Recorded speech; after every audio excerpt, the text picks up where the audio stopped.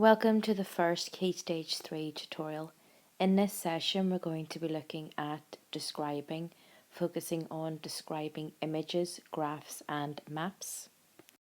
In this tutorial we're going to be thinking about what exactly the word describe means. We're going to look at how to produce a good geographical description, and we're going to think about how we can describe images, locations, graphs and patterns. I would ask that for this tutorial you have a pen and a notepad ready, because I'm going to ask you to do some activities throughout the tutorial. So what does describe mean? Well, put it very simply, describe means say what you can see. So if you're looking at an image, you're describing only what you can see in that image.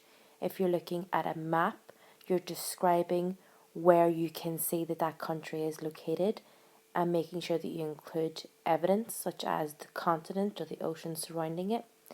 If you're looking at a graph, you're describing what you can see on that graph, making sure to use the units. And if you're describing a pattern, you're looking at the map carefully and describing how the pattern changes. I'm going to look at all of those in a lot more detail in this session. Okay, so let's have a bit of a practice. I would like you to pause the video and have a look at this image, and I'd like you to say out loud what you can see in this picture. So you're describing the image. So how detailed was your description? Did you describe that there is a boy in the picture? Did you say that there is a globe in the picture? How do you think you could have made your description more detailed? Well, perhaps you could have described what the boy is wearing. So you may have said that he's wearing a brown top with blue trousers and large grey shoes, that he's got blonde hair. You could also have described what he is doing. So it looks like he is pointing at a country on a globe. So whenever you're describing, it's important to try and give as much detail as possible. Another key point is to remember that the task is to describe only. So if we look at this cartoon image, we don't have to explain why the boy is pointing to the globe or why he's wearing what he's wearing. That is not needed for this task, because all you have to do is describe. So say what you can see. So the next task that we're going to do is using a map to describe the location of a country. So in this case, we are going to describe the location of Brazil. Now it might be a good idea to have the maps in your planners on hand so that you can look at that in more detail, because it will be difficult to zoom in on the video. So the first thing I'd like you to do is to find Brazil on this map. So now that we have located the country of Brazil, we have to think about what would make a good description of the location of this country. What information do we need to include? The key to producing a good geographical description is to include key terms such as those listed on the screen, compass directions, north, south, east, west, and the other 4 points of the compass, and lots of geographical evidence. So what I'd like you to do is pause the video, look at the keywords at the top of the screen: hemisphere, continent, seas, oceans, bordering countries, major human or physical features, and capital city. And I'd like you to find the information that's relevant to Brazil. So for example, which hemisphere is Brazil found on? Which continent? What are the seas or oceans that are bordering it? What countries border it? Are there any major human or physical features found in Brazil that we can see on the map? And what is the capital city? So now you have information that you can use to describe the location of Brazil. Now on this screen I have listed it, but it's really important that whenever you're writing a description you use connectives. So if we look at the list, we've got information such as Brazil is located mostly in the southern hemisphere because it is below the equator. That is in the continent of South America. The bordering seas are the Atlantic Ocean to the east. Countries that border it, you've got several, including Venezuela, Guyana, Peru, Bolivia, Uruguay. The main physical feature is the Amazon River basin, which runs through the country.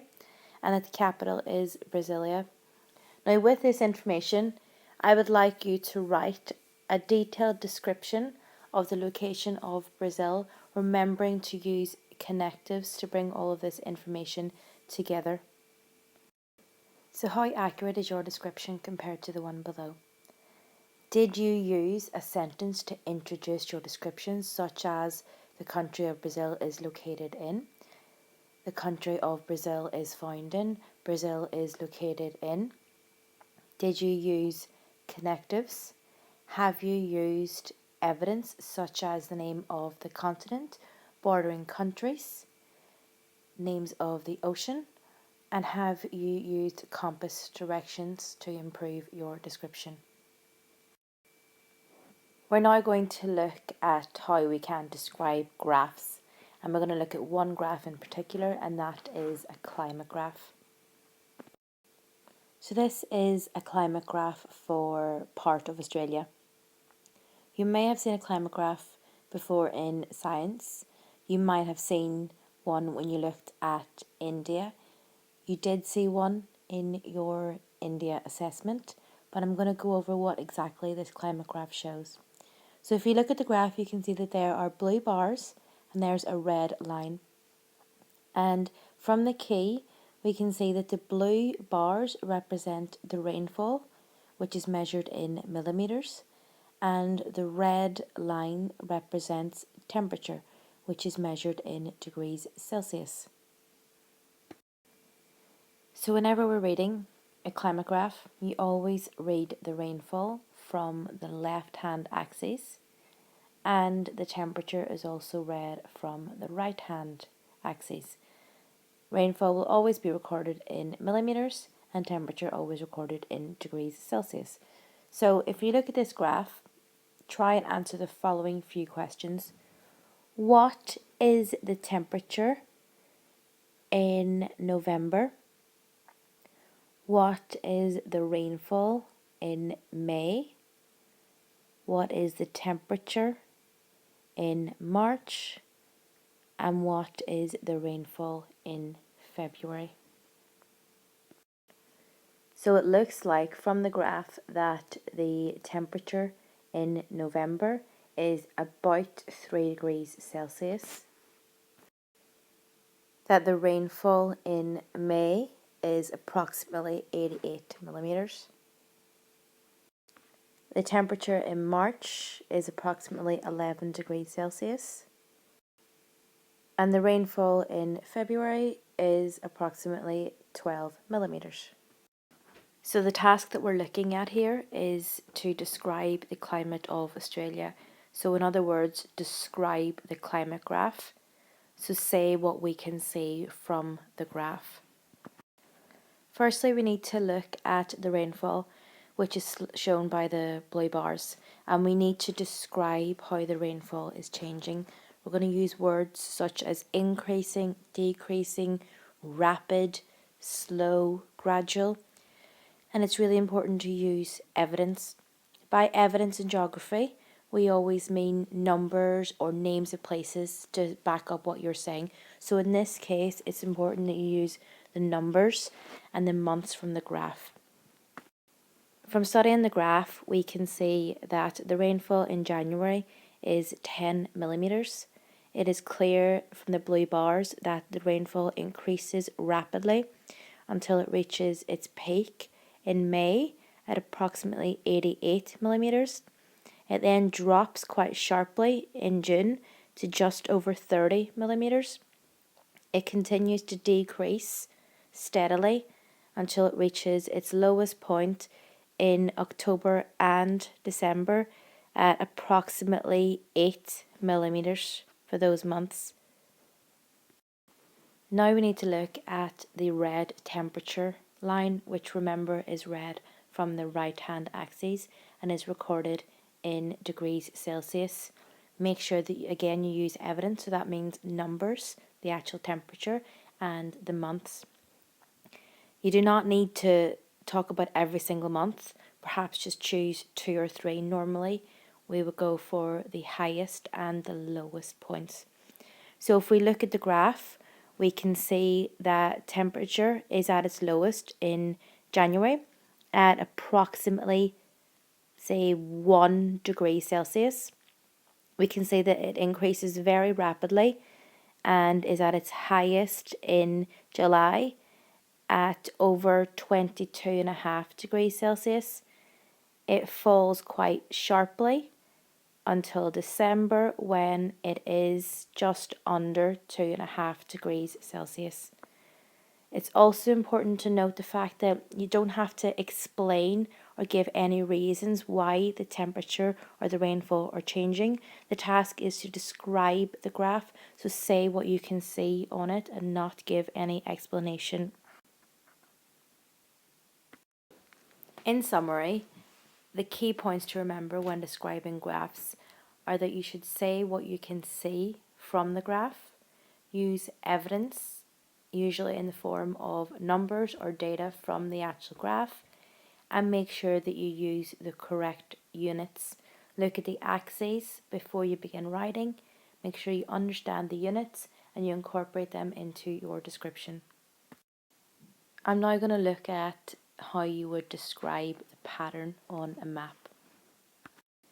This map shows global life expectancy, which means it shows the average age that a person is expected to live to in each country. And in a moment, I'm going to ask you to describe the pattern of global life expectancy. So first of all, we have to fully understand what the map is showing, which means we have to study the key. So you can see from the key that it uses a number of different colours. And we can see that the darkest red colour means that those countries have the lowest life expectancy, and the darkest green colours mean that those countries have the highest life expectancy. So if we think about what we've learned so far in this tutorial, we know that whenever we're describing maps, we have to say what we can see. We need to use evidence, and in this case, we're going to be using numbers in the form of life expectancy and also the names of countries. Now we can see from the map that none of the countries are named, but as a geographer you are expected to be able to name a few of those countries. So it'd be good practice to always have your map in your planner open in all of your geography lessons, and every time you learn or hear of a new country, quickly look at it in your map and see if you can remember where it's located, because when it comes to an exam you are expected to be able to name a few of the countries. So far in Key Stage 3 you have looked at the British Isles, you've looked at Italy and India. So hopefully you will be able to locate those countries on the map. So whenever you need to describe the pattern on a map like this, it's a good idea to firstly draw on the equator or have a look at the map and check if it already has the equator drawn on or not.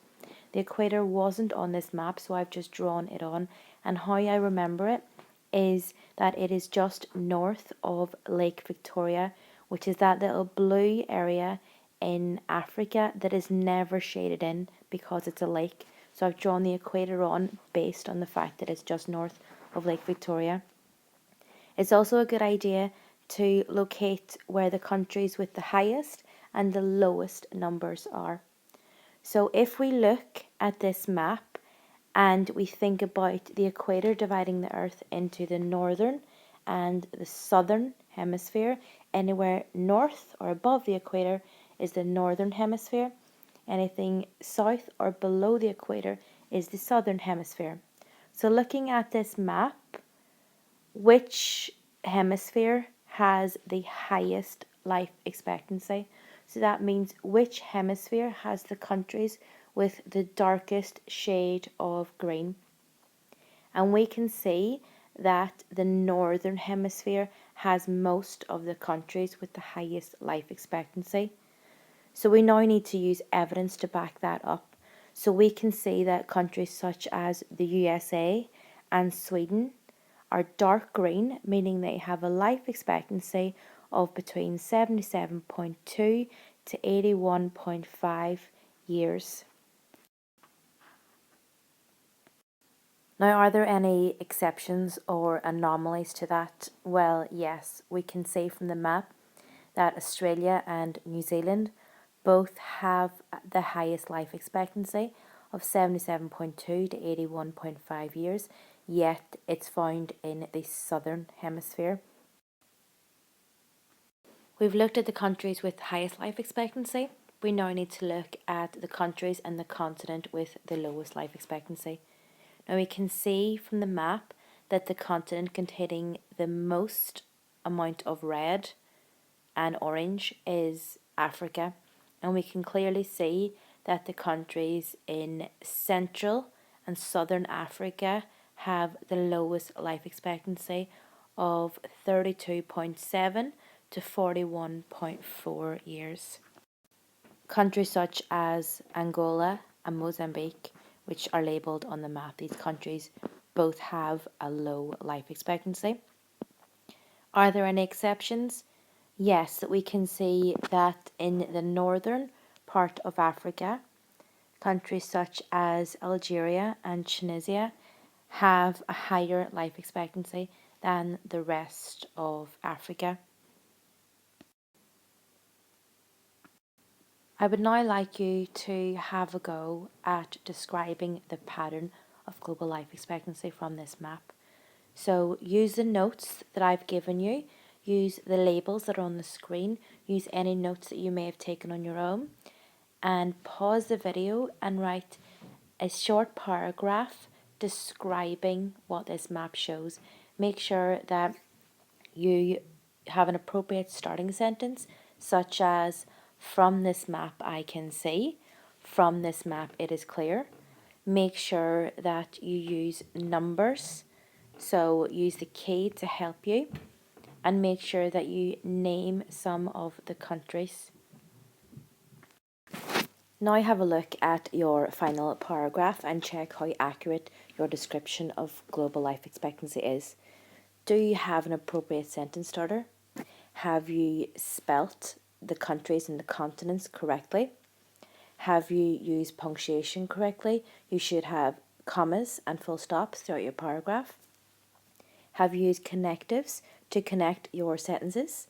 Have you used evidence such as the names of countries, continents? And have you used the data from the key? So make sure that you've got numbers in there. And finally, have you pointed out any anomalies, so things that don't quite fit with your pattern? If you have done all of this, then you have correctly described the pattern of global life expectancy. In conclusion, when describing, it is important to remember that describe means say what you can see or say what is happening. It's also important to remember that you need to use evidence. So look at the source that you are describing. Use the evidence that is available to you. So it might be the names of countries or continents or numbers if it's a graph. And also, very importantly, you need to remember that SPAG, spelling, punctuation and grammar, is really significant, and you should be remembering to use capital letters where appropriate and to take care and time to spell things correctly. Thank you for taking the time to listen, and I hope that you get lots of practice describing in your geography lessons.